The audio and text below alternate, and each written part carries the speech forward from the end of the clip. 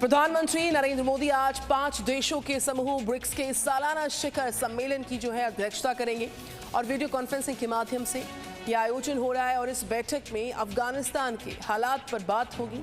ऐसी उम्मीद और विदेश मंत्रालय के मुताबिक बैठक में रूस के राष्ट्रपति व्लादिमीर पुतिन, चीन के राष्ट्रपति जिनपिंग, दक्षिण अफ्रीका के राष्ट्रपति सिरिल रामाफोसा और ब्राजील के राष्ट्रपति जैर बोल्सोनारो भी शामिल होंगे। विदेश मंत्रालय के अनुसार भारत ने अपनी अध्यक्षता के लिए प्राथमिकता वाले क्षेत्रों की रूपरेखा को तैयार किया, जिसमें कि आतंकवाद से मुकाबला सबसे ऊपर आता है, सबसे प्रमुख है।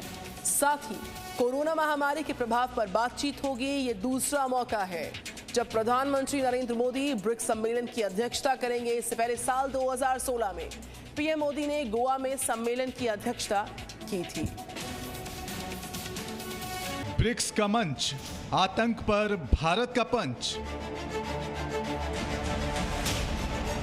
अफगान पर बात, दुनिया भारत के साथ। आज भारत बोलेगा और पूरा विश्व सुनेगा।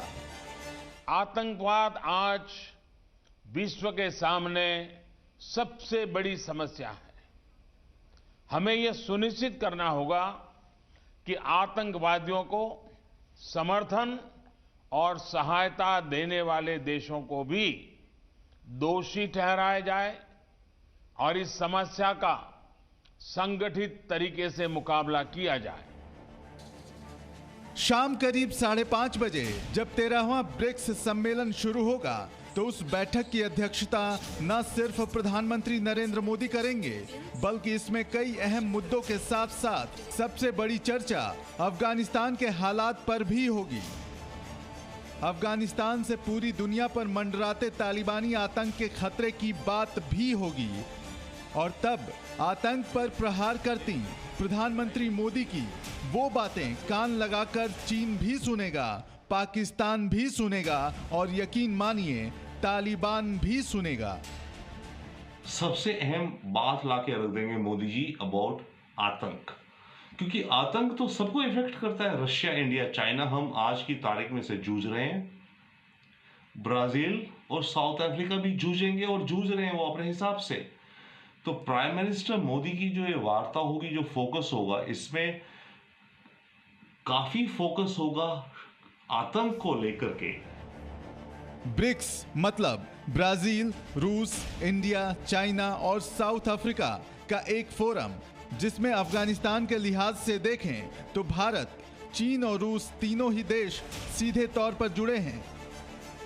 जिसमें चीन इस वक्त अफगानिस्तान में न सिर्फ तालिबान सरकार को अपना खुला समर्थन दे रहा है, बल्कि बुधवार को ही तालिबान को 2 अरब 28 करोड़ 70 लाख रुपए से ज्यादा का आर्थिक पैकेज देकर एहसानों तले दबाना भी शुरू कर दिया है।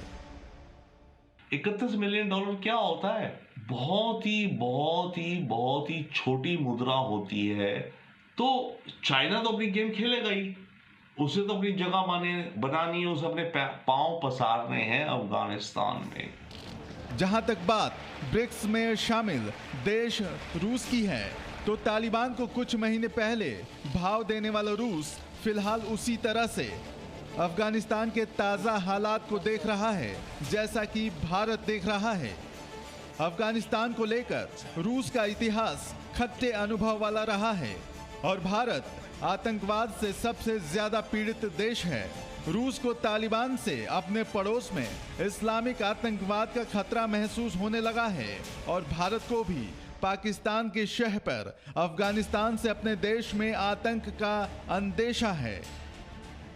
और इसीलिए ब्रिक्स समिट से ठीक एक दिन पहले रूस के एनएसए ने जब राष्ट्रीय सुरक्षा सलाहकार अजीत डोवल से दिल्ली में मुलाकात की, पीएम मोदी से मिले, तो दोनों देशों में चर्चा सिर्फ अफगानिस्तान की ही हुई, जिसमें भारत ने प्रमुखता से ये बात उठाई कि कैसे पाकिस्तान के आतंकी संगठन अफगानिस्तान में तालिबान के साथ मिलकर काम कर रहे हैं और अब भारत के लिए भी बड़ी चुनौती बन गए हैं। तो भारत की इन चिंताओं पर रूस ने भी अपनी सहमति जताई।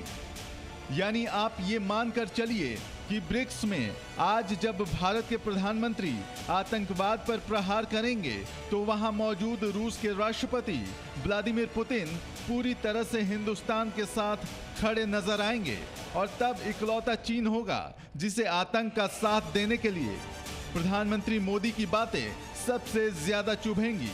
चीन को सही मायनों में आईना दिखाने का काम होगा। ब्यूरो रिपोर्ट, जी मीडिया।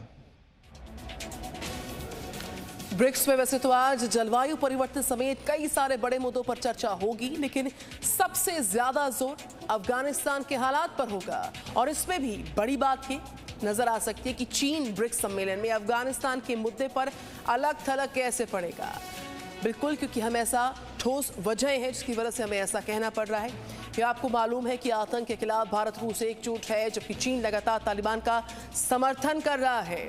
आतंक के खिलाफ कल भारत और रूस के NSA मुलाकात करते हैं, उच्च स्तरीय मुलाकात होती है, हाई लेवल मीटिंग हुई, जबकि कल ही चीन ने तालिबान को आर्थिक मदद पहुंचा दी है।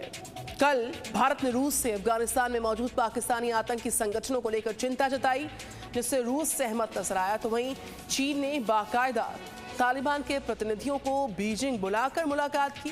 तालिबान पर भारत रूस सावधानी से कदम उठा रहे, तो वहीं चीन तालिबान को मान्यता देने के पक्ष में खड़ा हुआ है और इसीलिए अगर ब्रिक्स में मोदी और पुतिन अफगानिस्तान और आतंकवाद पर बात करेंगे, मोदी और पुतिन, तो आप मानकर चलिए कि आतंक के मददगार चीन को इससे कड़ा संदेश मिलने वाला है।